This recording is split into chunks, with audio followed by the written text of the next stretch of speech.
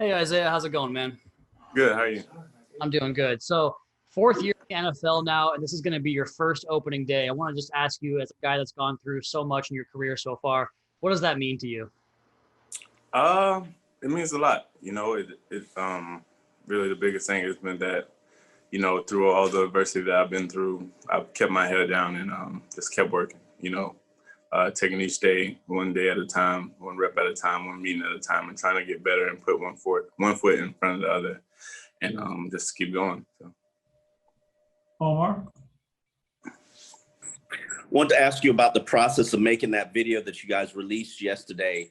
What were those discussions like? Where did the poem come from? Who helped author it? And what kind of statement do you think it was intended to send? Yeah, well, we all, as a team, as a whole, we got together and we kind of discussed how we wanted to handle the situation and everything. And I think that the video pretty much portrays everything that we're asking or what we're trying to work towards. So. Steve? Isaiah, racial injustice is a very divisive subject in the country right now. How unified is the locker room on this subject? I think that we've all done a really good job at discussing the things that are going off the field as a whole and working together to attack that in the ways that we want to. And then when it's time to work, we go out and we get to work. So. Anybody else? Barry? Isaiah, I was curious if you guys discussed whether to have a political component in the video as far as collectively endorsing a candidate, or do you feel like that's just too much of a minefield to go down that road? I think that, we all talk together as a team as a whole and in-house, and we work together, put the video together, and I think that the things that are in the video are what we were trying to portray. So. Travis? Isaiah, your production kind of took off late in the season last year, and that concluded in that Week 17 game up in New England. How can that success late last year kind of be applied to this game as far as how you approach attacking those defensive backs?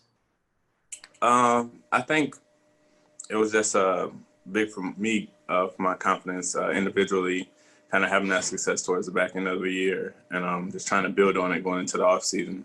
But we're going against a really talented group in New England. Their secondary was probably #1 in every category last year statistically. So it's going to be a tough task. I'm excited to go out there. Omar? You muted. There you go. I wanted to ask you, you're praised so much about your intelligence and the savviness that you have in terms of route running and understanding the offense. Where did that come from? I think it just comes from being a student of the game. I've been a fan of tons of receivers that were really good route runners back in that time, so just watching film from whether it's Chad Johnson or even guys that play today like Keenan Allen and Devontae Adams. So just watching those guys, watching their game, taking things that I think I could add to my game and then kind of build it on and trying to make it my own. Omar, you gonna follow up? Yeah, follow up with this offense.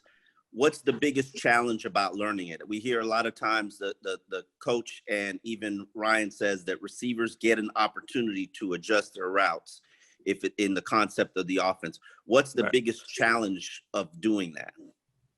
I think that really it's just about being on the same page, because there's so much freedom in certain areas that we still have to see the same thing or see the same thing and feel the same things that Fitz is thinking as well. So as long as we can align our creativity with what he's thinking in the pocket and what he's seeing on the field, and I think it'll be a beautiful thing.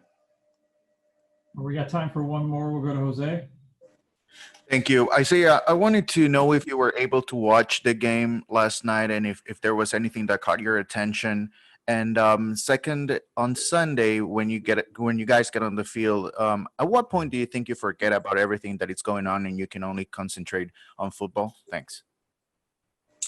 Yeah, so usually when I leave the facility, when it comes to watching TV, I kind of try to stay away from football just because I'm so consumed with it. So I turn it on, but I try not to actively watch. When I say actively watch, I mean what I would do or what we were expecting to do in those situations and certain things like that, and try to just enjoy the game. So I kind of tried to watch it more like a fan than a student, if that makes sense. And then at the end of the day, our job is to play football. You know, so we have a job to do. Of course, there's things outside in the exterior that are going on in the world that we want to help and try to do things like that nature as well. But when it's time to play football, we have to focus and play football. So.